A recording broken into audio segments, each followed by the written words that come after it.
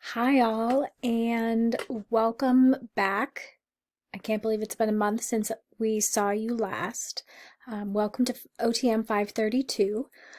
I wanted to quickly review what to expect over the next few weeks because I know looking at the syllabus and looking at the readings can be very intimidating. So, the neuroscience book.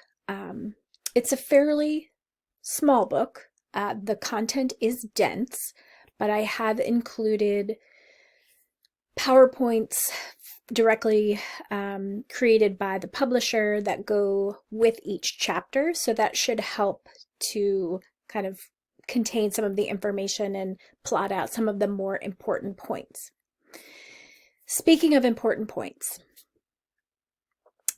what we do as OTs when it comes to neuro is recognize that we're treating the human, we're not treating the diagnosis. So it's critical that we understand the anatomy, the neuroanatomy to include the brain and the spinal cord, upper motor, lower motor neurons, nerves, innervations, what all we need to understand what all of that means because it helps us understand what the different diagnoses are.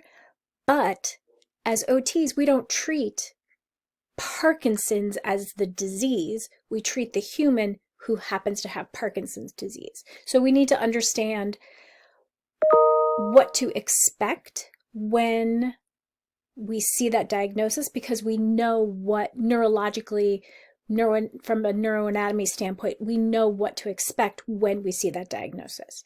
So with that in mind, when you read the content for the next 14 weeks or however many weeks we're together, know that we will test you in a way not necessarily pinpointing what the dendronite is, but understanding how that then impacts somebody's function, somebody's occupational performance. So for the readings in the first 2 weeks, it's really, we're just delving into neuroanatomy. We're diving into what are the structures. What is OT's role when it comes to neuro? And along with that, what is OT's role? Recognizing that this class is very unique from the other classes that you have taken so far and what you will be taking later this semester and through the rest of your time at Trinity, because it is an OT process in its entirety class. And we'll discuss this again when we meet face to face.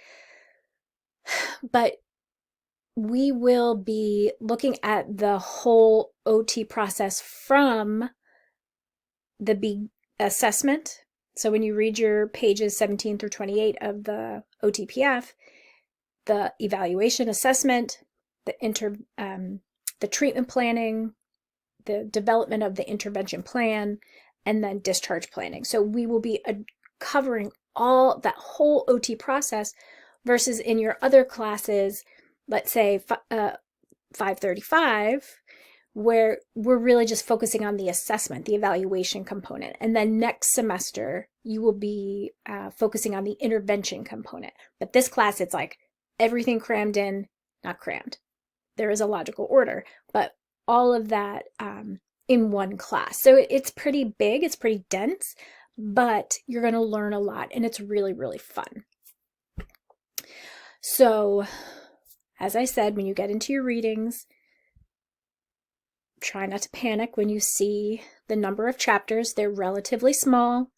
When you get further into the semester and we dive into Pedretti, remember Pedretti, which you have not actually had the text yet. You had your Willard and Spackman. This is your new text for this semester, is your OT go-to, especially when it comes to studying for your exam. So this is 60% of the questions that are written for your NBCOT exam will be written directly from the information in your Pedretti book. So going through those chapters You will see them again and again and again through the other classes. For OTM 532, you'll see those same chapters in 535 because we use all of the concepts in those chapters across the spectrum of OT, across the lifespan, across practice settings.